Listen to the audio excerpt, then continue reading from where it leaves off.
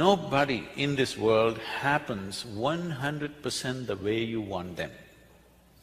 Did your parents happen 100% the way you want them? Did they? The children can say, it's okay. Did your friends happen 100% the way you want them? Did your spouse or partners happen 100% the way you want them? Not even your dog. These days they do their own things. Nobody happens 100% the way you want them, but that is not the problem. The problem is this one. This one is not happening the way you want him to be. That is the problem, isn't it? If this one happened 100% the way you want him, life around you, whichever way it happens, it's either a breeze or an adventure. Yes? It is either a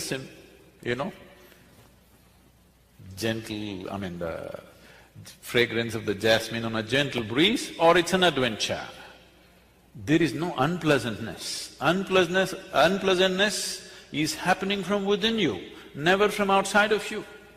No, you don't know how unpleasant my boss is. No, he only causes, at the most, if he's causing unpleasantness around you. He cannot cause unpleasantness within you, isn't it? This is your work. This is completely your work, isn't it? Why would anybody cause unpleasantness to himself?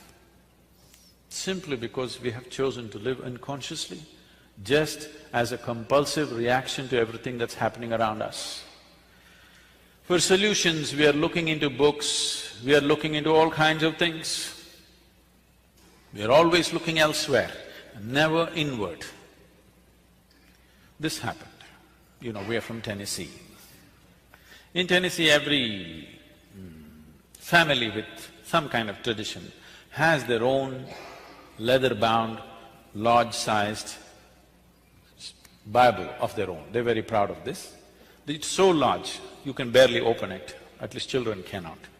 One day a boy, 12 years of age, who was studying in a boarding school elsewhere, came home and he found this huge book sitting there and he opened it. A few pages he opened, a leaf which had been there in the book for a long time, it was dry, it flew out and fell down. Then he called out loudly, "Mama, come and see what I found." She said, "What is it that you have found?" "Mama, come and see, please come and see what I have found." She said, "Come, tell me, what have you found?" He said, "I think I found Adam's underwear."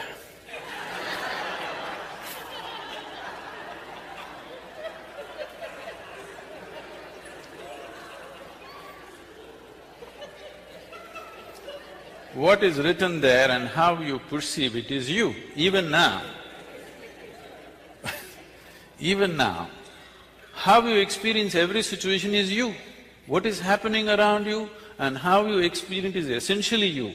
What is written there and what you make out of it is essentially you. Just see, in the name of caste, creed, religion, race, nationalities, how much of a mess we have created on the planet. I'm sure every one of these things initially started with the greatest intention of human well-being, definitely. But just see what a mess we are. Simply because you can find an Adam's underwear in a book, you don't know what you will pick up. So, there is a way where there is no room for misinterpretation. That way is to turn inward, not to seek solutions outward. For outward things, you can seek outward solutions. For inner things, you seek inner solutions. Turning inward, what does it mean? Right now, as I earlier mentioned, the only way you can perceive is through five sense organs: seeing, hearing, smelling, tasting, touching. All these things are essentially outward bound. See, you can see what's around you. You cannot roll your eyeballs inward and scan yourself. You can hear this. But so much activity in this body, you cannot hear that. If an ant crawls upon this hand, you can feel it. So much blood flowing, you cannot feel it. In the very nature of things, sense organs are outward bound, but everything that you experience is happening from within. This is the fundamental human predicament. Only if you turn inward, then you are into what you are referring to as India studies. Otherwise, India is a glorious chaos. Lot of Indians miss it. Too much order in America. Once in a way they have to go out and get lost and have a diarrhea at least. Yes or no? If not enlightenment, at least a diarrhea. You must eat the street food and something must happen. No, it need not be like that. It is just that it's very organic. It is always depending upon touching the inner genius within every human being. It is not depending upon the organization of the outside, which can be very chaotic. For a person who's been born and brought up in Western societies, India could be bewildering and scary. But you will see, Indian people are so much at home with the chaos because it's so organic. Everything is happening because of the human being. If one human being stops being human for a moment, everything collapses. So you can't afford to be mechanical about your life. You have to be conscious, otherwise you cannot manage even simple things in home.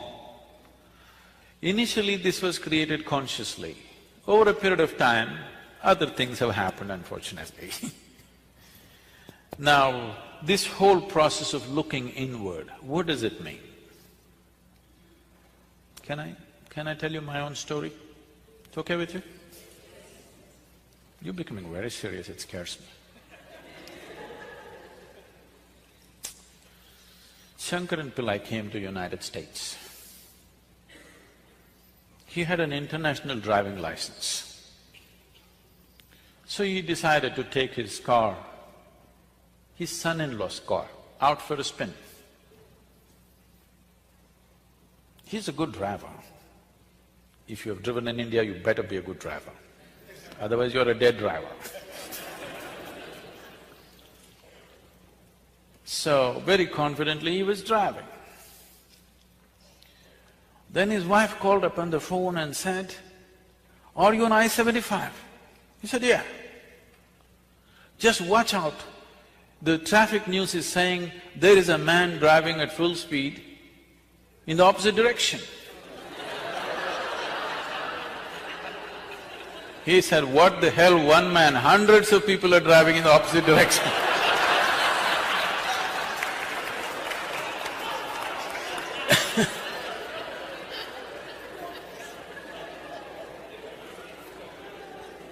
But he's very comfortable. So what does turning inward mean? This happened to me when I was just 3-4 years of age. Suddenly one day I realized, I don't know anything. I don't know anything means I don't know anything at all. If they give me a glass of water, I do not know what is water. When I say I do not know what is water, I know how to use it. I know if I drink it, it'll quench my thirst and so many other ways of using it. But I do not know what is water.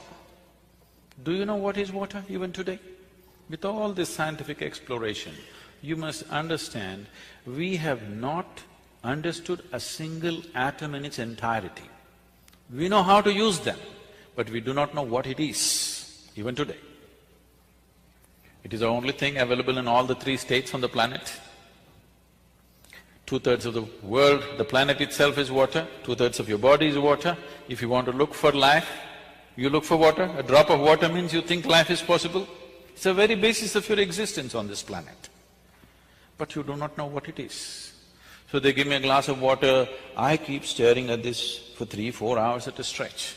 If I find a leaf, I will stare at it 5-6 hours. I sit up in my bed, staring at the darkness for the whole night. My dear father, being a physician, started thinking I need psychiatric evaluation. This boy is just staring at something or the other, unblinking for hours on end, he's lost it. My problem is, I look at this, I do not know what is this, how to shift my attention to something else, I'm just stuck to it, paying attention to it. In this condition, they sent me to school. I went to school and my mother told me, you must pay attention to the teacher. I went and paid attention. The kind of attention they would have never received in their life.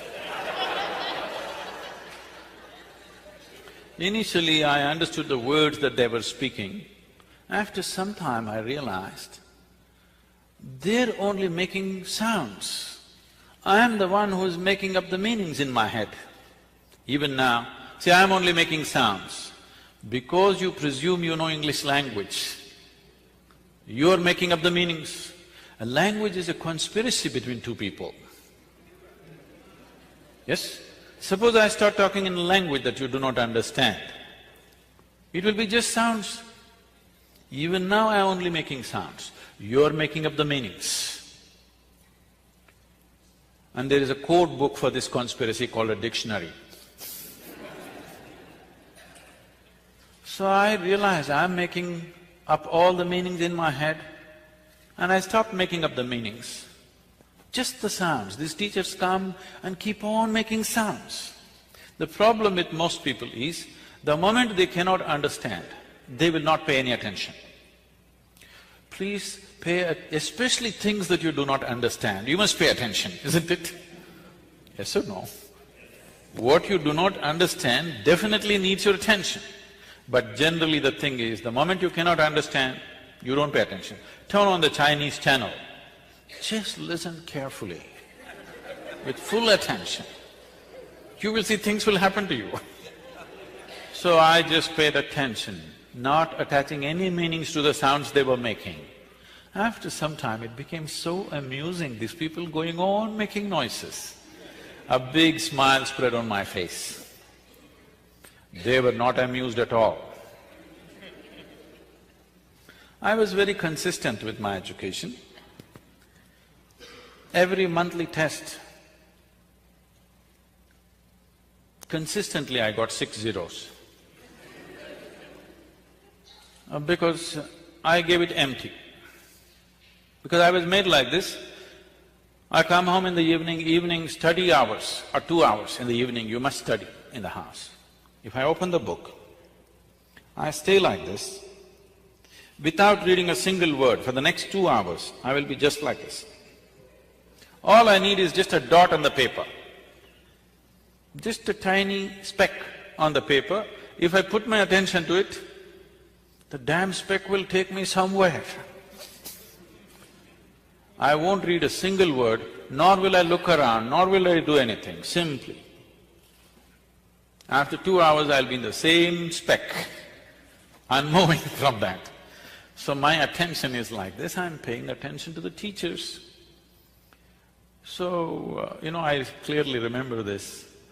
When every month they give this report card, I don't know if you still have it.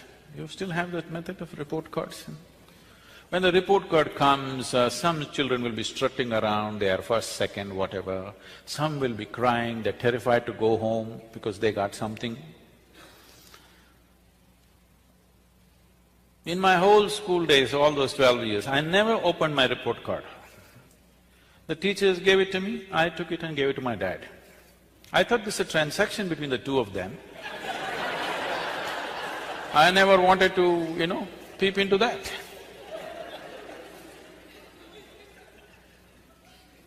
And I never was retained in any class, I always went on.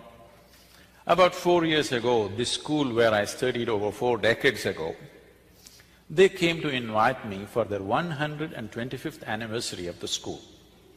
They were inviting all the prominent alumni. They came to invite me. I said, see, please, why me? I was not just a not good student, I was not even a student. Don't take me back to the school. They said, no, our school has produced federal ministers, our school has produced film stars, our school has produced cricketing stars. You are the only mystic, you have to come.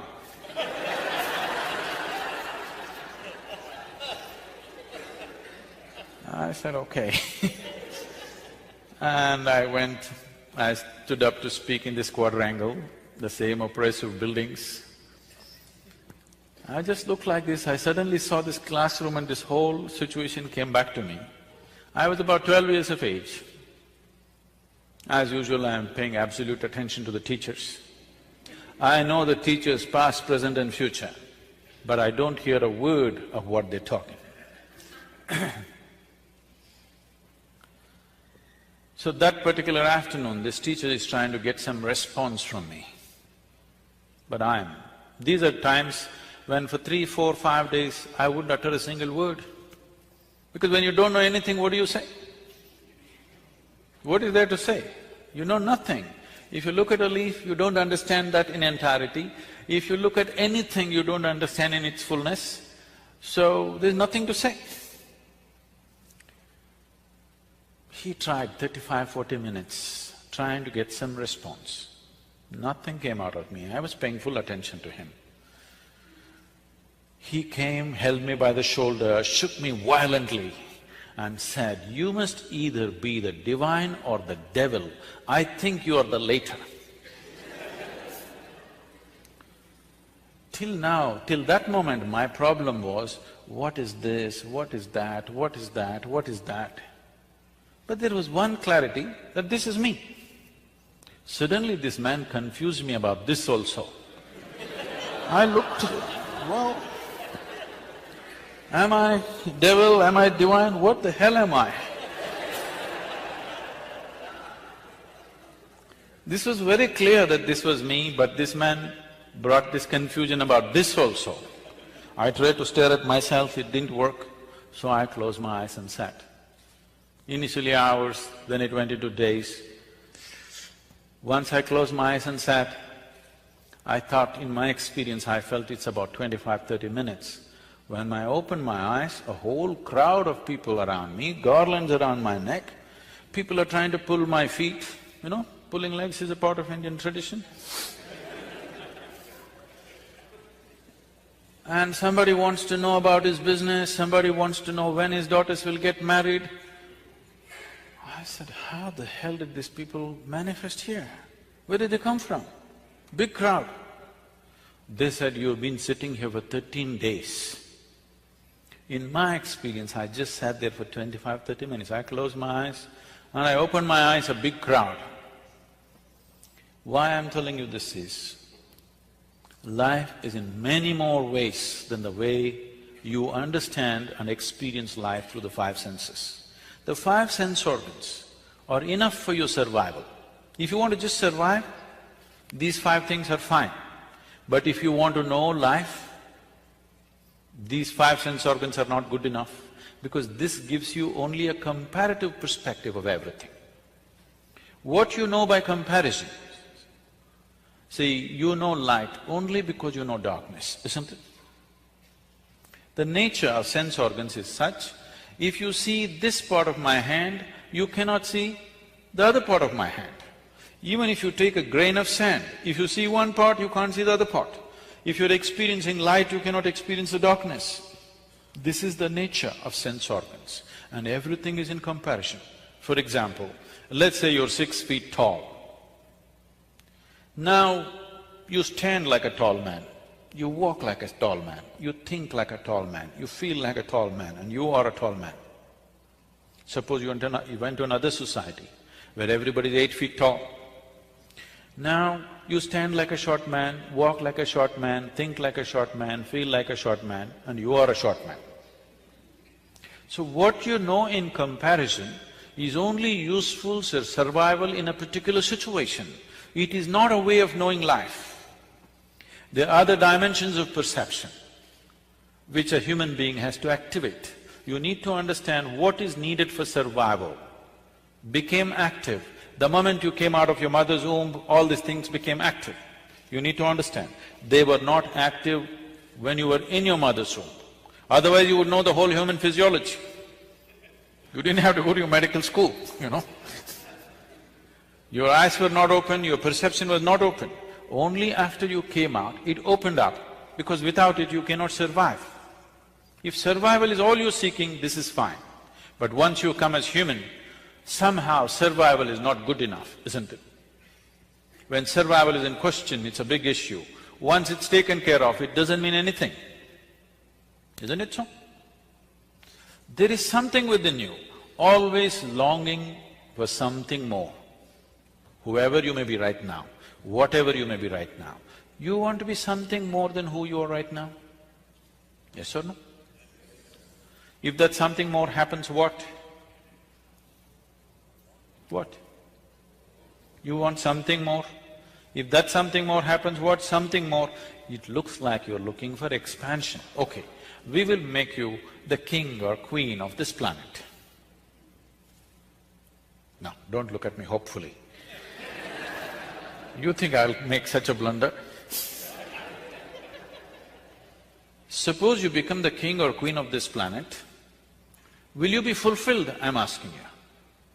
You will look at the stars, isn't it? So there is something within you which wants to expand. I'm asking how much expansion would settle you for good? How much expansion would settle you for good? Hello? Unlimited.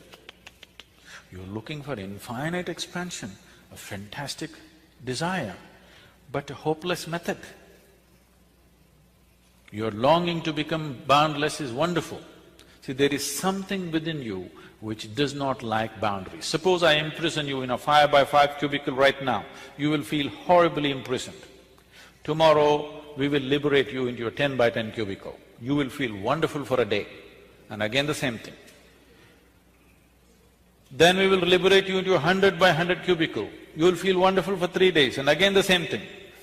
It doesn't matter where I set the boundary. The moment you can feel the boundary, you want to break it. Yes? There is something within you which does not like boundaries. There is something within you constantly longing to become boundless. You may be trying to settle this either unconsciously or consciously. If you're trying to settle it unconsciously, you think going out shopping will settle it. It does for a moment, again tomorrow the same thing. Or reading a book will settle it, or conquering something will settle it. All these things settles you for some time, and again the same thing. The moment you can feel the boundary, again it's a problem, isn't it? There is something within you longing to become boundless. You need to understand this. Boundaries are essentially the nature of the physical. The physical exists in this universe, the physical exists in creation only because of defined boundaries. I can call this a physical body only because there is a defined boundary. If I take away the boundaries of this body, could you call this physical? If it is all over the place, would it be physical? Only because it stays within a defined boundary, it's physical. So boundary is the nature of physical existence. There is something within you longing to go beyond all boundaries. So if you touch a dimension within you, which is not physical in nature, only then this will settle. Is there such a thing? Well, let's understand this. When you were born, your body was only this much. Now it's become this much. How did it happen? What? How did it happen? The food that you've eaten, isn't it? The food that you've eaten. So what you call as my body is a heap of food, actually, or it's a piece of this planet.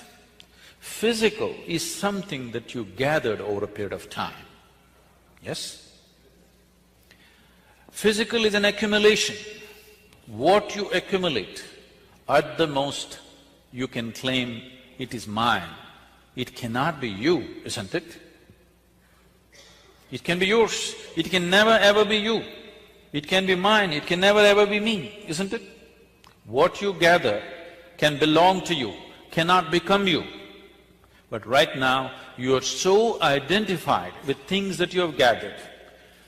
Not only in the body, in the mind, your mind is a heap of impressions that you have gathered. Your mind is a gathering, your body is a gathering. Both are accumulations. Between these two things, where are you? A dimension beyond the physical, which is the basis of all this. If you eat a piece of bread, it transforms it into such a fantastic machine that we call as human mechanism. This human body is the most sophisticated technology on the planet. Do you agree with me? Yes. The iPhone users, I'm asking you. Because I see you so deeply engrossed in it, you seem to think it's more than the eye. Now, this is the highest level of technology found on the planet. Everything else is a small imitation of this, isn't it? And with what are you manufacturing this? With a piece of bread, with a carrot, with an apple, with whatever you eat.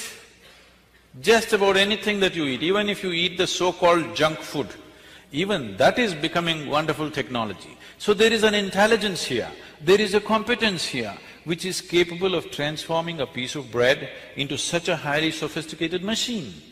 If only if you had access to this intelligence consciously, you would live your life magically, not miserably for sure. So how often do you touch this? Every human being touches it at some moment in his life. If you can consciously touch it, definitely you would stay in touch with it, isn't it?